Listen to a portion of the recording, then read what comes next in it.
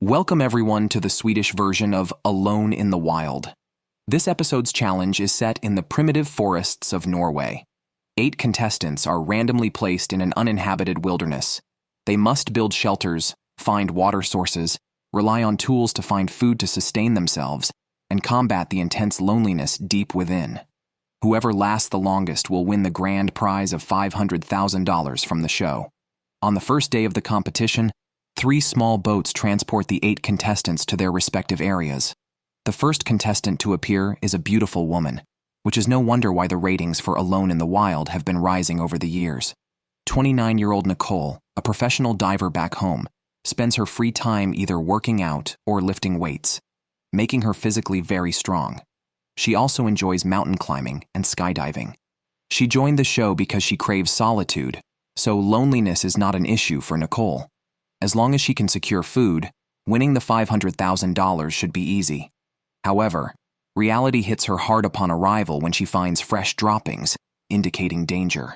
But Nicole is not worried, and even shows off the fat she saved for the competition, which could help her last a long time without food. After quickly setting up a tent, Nicole begins to explore her territory. Scattered droppings indicate plenty of animals around, and being close to a lake makes water access easy. She might even sustain herself by fishing, plus the breathtaking scenery makes it hard for her to find a reason to give up. The second contestant to appear is also a beauty, 25-year-old Ida, an ambulance nurse. Luckily, her professional skills are like having a doctor on hand, giving her an automatic health boost. After landing, Ida finds a large patch of berries, so she is not in a hurry to build a shelter. She collects a full pot before starting to look for a campsite. She stretches a rope between 2 trees, secures the sides with branches, and uses moss to seal any gaps. Her simple shelter is quickly completed. Then she patrols her territory and collects firewood. Soon, she makes an exciting discovery: a large oil drum lying quietly on the ground. With this drum, constructing a fireplace could save a lot of effort. She drags it back to the shelter to secure it, planning to get a fire going later. She believes no one will have a more comfortable first night. The third contestant is 37-year-old Jonas, a massage therapist. Just as the camera switches, Jonas has his shelter ready. He then goes out to collect some firewood and quickly gets a fire started back at camp. Jonas plans to focus on fishing for survival. So he ventures into the water, knowing the water temperature is only about 8 degrees Celsius. Staying in for over 30 minutes would risk hypothermia. He certainly is a tough one. The fourth contestant, 44-year-old Erica, is studying to become a pastor. She wants to escape the hustle of the city and purify her spirit. Thanks to her faith, Erica has a positive outlook on life. Even if she stays in the wild for 100 days, as long as God is with her, she won't feel lonely at all. Upon landing, she first collects materials to build a shelter, then gathers a lot of firewood. Naturally, the next step is to start a fire. As a newcomer to wilderness living, this is Erica's first time using a fire steel to start a fire. Surprisingly, she gets the fire going quickly, showing that life in the wild might not be so difficult after all. The fifth contestant to appear is named Rick. At 73, he is a heavyweight who served in the Swedish Navy SEALs for many years and later worked as a diplomat for the government. Despite his age, Rick is not ready to slow down and joined the show to set an example for the younger participants. He is not concerned about the show's prize of $500,000. Rick quickly set up his tent and made a fire. The food issue can wait until tomorrow, given his age and need to conserve energy. As the sunset and night fell, the view of the Norwegian forest was simply beautiful. However, the atmosphere around Nicole was becoming tense. It was unclear if a bear or an elk was prowling around her shelter. Despite her bravery in checking outside, she could not pinpoint the source of the noises. The competition moved into its second day. Rick was the first to rise, heading to the lake for his morning workout. Nicole also woke up, her sleepy eyes indicating a rough night's sleep, understandably frightened by the unknown creature circling her. The sixth contestant is a handsome 38-year-old named Daniel. After waking, Daniel went fishing by the lake. With a beautiful cast, he just needed patience. Whether he could win the $500,000 was uncertain, especially knowing the strong capabilities of the other contestants. After tidying up his camp, Daniel checked his fishing line by the river and was surprised to find a fish, albeit small, making him the first contestant this season to consume protein. Next up is 27-year-old Joel, who is quite attractive despite his messy hair. A windy night meant poor sleep, prompting Joel to rebuild his shelter. He cut down 3 trees for conical support, planning a conical shelter with ample interior space, a stable structure, and the ability to have a fire, thanks to the large waterproof tarps provided this season. The last to appear is 54-year-old Hillevi, who only started building her shelter now. It's unclear if she slept on the ground last night. Tired from working, she nibbled on some wild grass nearby, almost resembling a rabbit. Hillevi chose a single sloped roof for her shelter, saving half of her waterproof tarp and using spruce branches for a comfortable moisture-resistant floor. Remember Jonas, who dove into the water on the first day?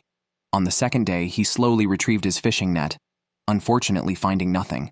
Despite the heavy investment, the lack of catch frustrated him, especially since he saw fish jumping in the lake the day before. After venting his frustration, Jonas decided to upgrade his shelter, using the same method as Joel with a conical structure and surrounding it with a waterproof tarp. This season, the provision of tarps was generous. On the second day, the contestants were all striving for food. Rick fished by the river, but suddenly felt a muscle spasm. Having undergone 20 surgeries on his knees due to his military service, the cold and damp weather might have triggered his old injuries. Only able to move slowly back to camp, he stumbled and felt a stabbing pain in his joints. Despite the pain, Rick bit down and managed to stand up after several attempts, struggling back to his shelter. It seemed his ability to continue was nearly exhausted. Joel only slept for 2 hours last night, likely due to the unfamiliar environment. He had nightmares all night where everyone he loved died, leaving him with an inexplicable pain in his chest upon waking. Meanwhile, 73-year-old Rick, who had struggled to crawl back to camp, quickly called for medical help, hoping his injuries were not severe and that he could continue the competition after a day's rest, having boasted to the younger participants the day before. However, after a thorough examination, doctors concluded that Rick had lost his ability to move, unable to gather food or firewood, and faced the risk of hypothermia. Ultimately, it was decided to evacuate Rick, highlighting the need for self-awareness, as age does not spare even the unwilling. Rick lasted only 1 day before ending his challenge. Back to Joel, who has secured 3 of the 4 wilderness essentials. He now focuses on securing food, considering fishing as an option. Thus, Joel plans to build a tripod net by the lake. However, before starting, he is distracted by the sight of dry birch, excellent for firewood, and shifts to gathering it, indicating a potential danger due to his lack of focus. Today, Hillevi is carving a stick, not for digging, but to wrap fishing line around. After setting up her shelter, she prepares to fish. Her first few attempts at casting nearly hook her own backside, likely due to the reel not being smooth enough. Unperturbed, she considers net fishing instead, and heads to a stream where she spots a large black fish that could feed her for a week if caught. Daniel, after checking her fishing nets by the lake, is encouraged by yesterday's catch. He faces loneliness as her main challenge. He checked the fishing net and first found a small fish, then discovered 3 more, catching a total of 4 fish at once, causing envy among the other hungry participants. Jonas, despite his efforts at fishing, has not eaten for 48 hours. Learning of a neighbor catching 4 fish in a day might just make him desperate. Nicole, the first to share resources this season, fishes without reserve, diving into 8-degree water. Even as a professional diver, she shivers from the cold and considers building a raft to prevent future cold injuries. She immediately starts cutting wood and dragging it to the shore for processing, a task that won't be finished quickly. Erica, a wilderness novice, was woken several times last night by the cold after rain extinguished her fire. Today, her task is to restart the fire, but her lack of skill and wet wood make it difficult. Ida, also cold last night due to her shelter's drafts, decides to upgrade her shelter today by installing windbreak walls. She uses logs for support and layers of wood, sealing the gaps with moss. Her shelter, now draft-free and spacious, is deemed the first luxury shelter of the season. On the 3rd day of the competition, Joel, having not eaten for 2 days and nights, finally decided to concentrate on fishing. He cut some wood to make a tripod and quickly headed to the lake with his fishing net, though he didn't see the point of the tripod and wondered if just throwing a buoy into the water would do the same job. Meanwhile, Nicole's raft was still unfinished, but she had already had some success with her fishing net, becoming the second contestant this season to eat protein. After breakfast, she continued building her raft. By midday, it was finished, and she quickly tested it in the water, but it sank before she could set off. The raft's weight, combined with Nicole's, was too much for it to float. Despite this, she had to continue trying to get food, leading her to share another round of benefits with her fans. Jonas, who hadn't caught any fish for several days, finally had a catch. Having not eaten for 2.5 days, he was desperate. He quickly processed the fish by the river and cooked a big pot back at his shelter, enjoying a full meal for the first time in days. By the 4th day, Hillevi heard her river net making noise. She rushed to check it and found the biggest fish of the season. Åh, jädrar! Gisses, nej, 3 har jag ju. Ja. Overwhelmed, she killed the large fish and discovered she had caught 3 in total, enough to last her at least a week.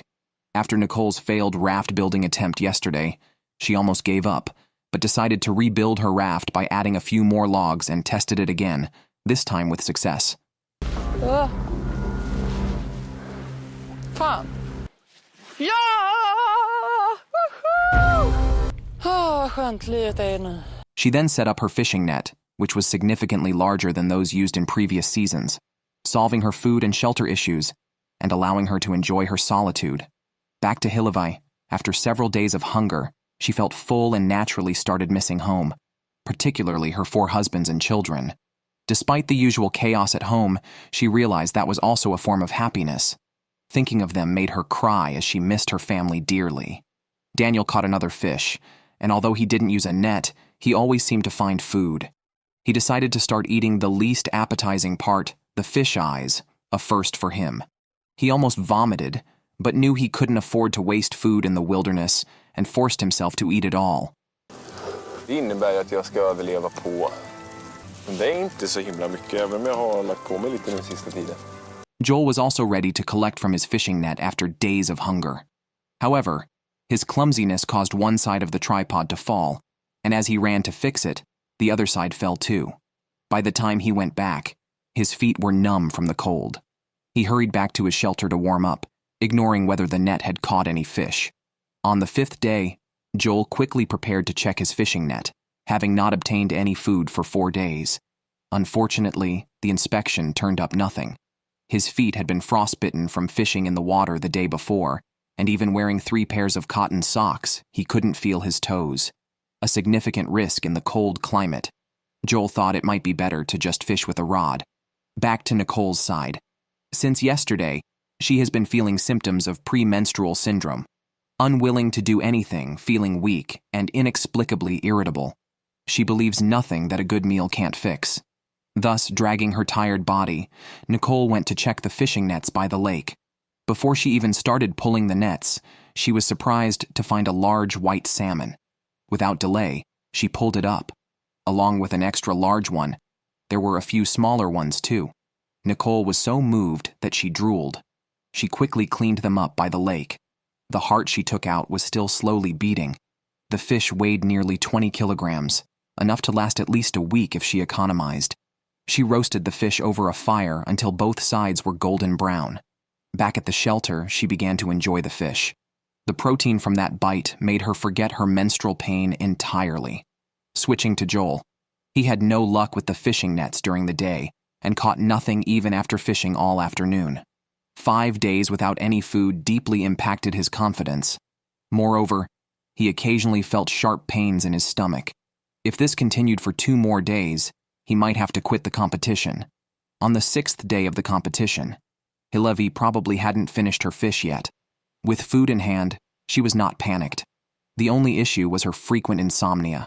Low in spirits, Hillevi often found herself lost in thought, missing her husband and 4 children. She had mentioned before that she was a believer.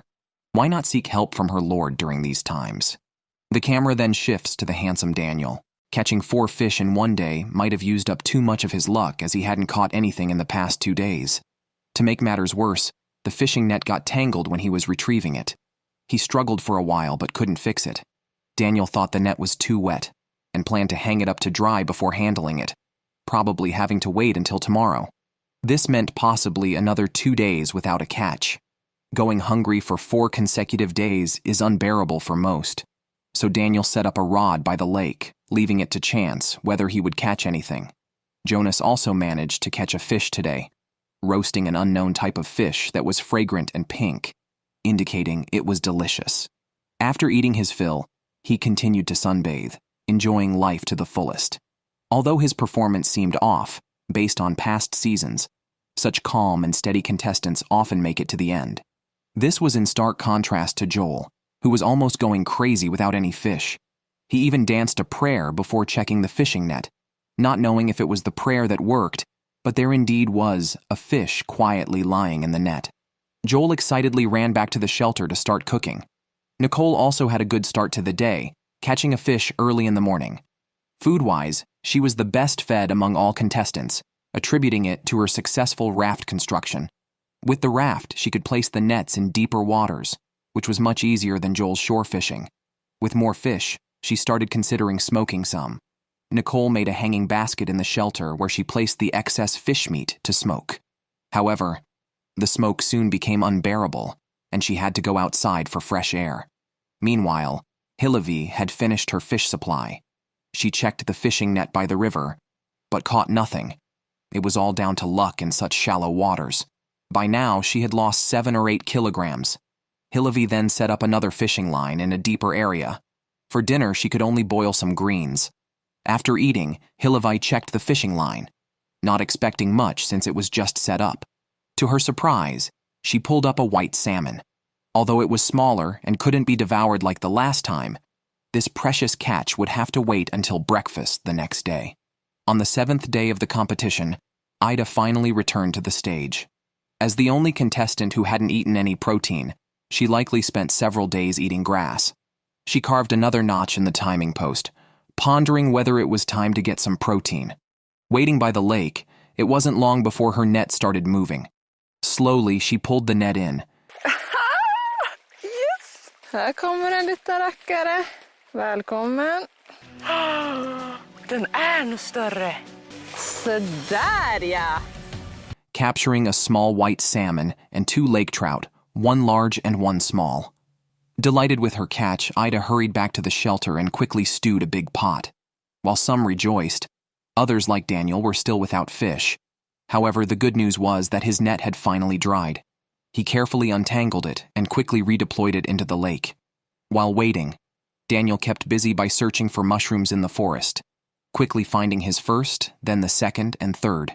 He was surprised by the abundance of mushrooms, regretting the days he spent hungry.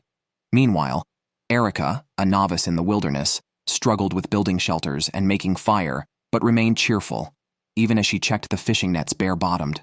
Erica also became the second female contestant to generously share her benefits with the audience. Nature, in turn, was generous to her, rewarding her with a significant haul from the nets. Her joy was so immense it was hard to contain, but she faced trouble with making fire, contemplating whether to eat raw fish. The camera then turned to Joel, whose recent catch had restored his confidence in fishing. Filled with energy, he chopped wood with great strength. Oh, my back. But unfortunately, he swung too hard and injured his hand. After bandaging with an emergency medical kit, the bleeding continued, necessitating medical team intervention. Disappointed in his performance, Joel even wanted to slap himself. The medical team disinfected and carefully bandaged his wound. The injury was deep, reaching close to the bone, and required stitching at the main camp. After careful consideration, Joel decided to withdraw from the challenge, concluding that even winning $500,000 wasn't worth a potential permanent disability. As for Nicole, not only did she have a large white salmon that lasted 2 days, but her shelter also stored 6 smoked fish. Hungry, she prepared a plate of wild sashimi, turning her survival experience into a wilderness vacation. Other contestants also fared well, with those catching fish eating them, and those without fish stewing pots of wild mushrooms. At this point, it was still unclear who might win the $500,000. By the 8th day, 6 contestants remained, 4 women and 2 men, creating a slight imbalance. The oldest, Hillevi, woke up before dawn to check her nets at the sound of splashing water. She caught a large and a small fish, quickly killing them with a stone. Due to the cold, she left the fish and returned to the shelter, thinking they couldn't possibly escape. However, returning to collect them, she found the spot empty. The large fish had disappeared, and even the small fish was gone, likely taken by an animal. The smell of fish combined with blood must have attracted them, causing Hillevi to regret not securing her catch. Let's take another look at Erica. She isn't short on food, but the problem is that she struggles to make fire. Not only can she not eat cooked food, but it also makes the shelter very damp. It's not snowing right now, which is a relief, but when winter comes, it could be really tough. Erica is aware of the issue, but finding dry firewood is not easy right now. For now, she can only fortify the shelter with some branches. On the other side, Daniel filled his stomach with mushrooms yesterday, but without meat, he feels weak. So, he went early today to check the lake. The first fishing line came up empty, and so did the fishing net. Now Daniel is confused. Since that day he hasn't caught anything. Surely the lake can't have just 5 fish. Has he considered that maybe the fish have moved to deeper waters due to the drop in temperature? Then there's Nicole with her raft. The sight of 6 uneaten fish lined up looks festive. Perhaps it's the raft that lets her place the net in deeper waters, continually yielding catches. Nicole is also the first this season to smoke fish, and it looks like she might win the $500,000. Aside from those 6 smoked fish, Nicole has been eating large salmon. After 2 days, she's only eaten the tail. She can't wait any longer, and quickly slices it to smoke. Hillevi lost her fish but isn't upset. After dawn, she gathered some firewood, then started missing her family and friends. For her, the $500,000 isn't so important. She joined the competition to push her limits. Unfortunately, survival isn't the hardest part. It's the constant loneliness. Now, fittingly, it starts to snow. Hillevi collected some berries and returned to her shelter. Elsewhere, Ida was whittling sticks, a common task among the female contestants. The whittled sticks are to help retrieve fishing nets. After setting it up, she quickly pulled out the net and soon caught a lake trout, followed by 3 white salmon, adding to the 2 she already had. Looks like Ida might also start relaxing soon. However, that night, the temperature dropped sharply. It seems the competition site is nearing winter. Erica is feeling worse, as she's the only one among the 6 contestants without a fire. Even wearing a thick coat, she shivers from the cold. Worse still, light rain began in the late night. It seems she won't find dry materials tomorrow, and making fire will have to wait. On the 9th day, a strong wind blew at 17 meters per second, visibly worsening the living conditions. Several contestants took proactive measures. Jonas, to prevent his tarp from blowing away, secured it with several lines. And since strong winds could sweep away fishing nets, he had to pull his out, meaning no fish for the next few days. The waves near Erica's camp formed a backflow, turning the area into a small stream. To avoid eating raw fish again, she decided to try making fire once more. Hillevi was most affected by the weather. As mentioned before, her shelter is only half built and can't retain heat, yet she hasn't considered upgrading it.